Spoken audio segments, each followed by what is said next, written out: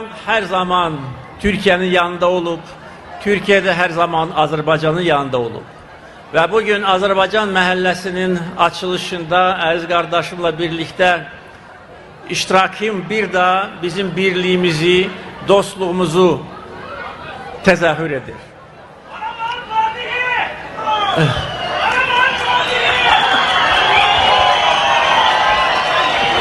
Qarabağ məsələsində də qeyd etdiyiniz kimi biz omuz omuza əziz qardaşım Sayın Cumhurbaşkanı Recep Tayyip Erdoğan'la savaşın ilk günündən bir yerdəydik.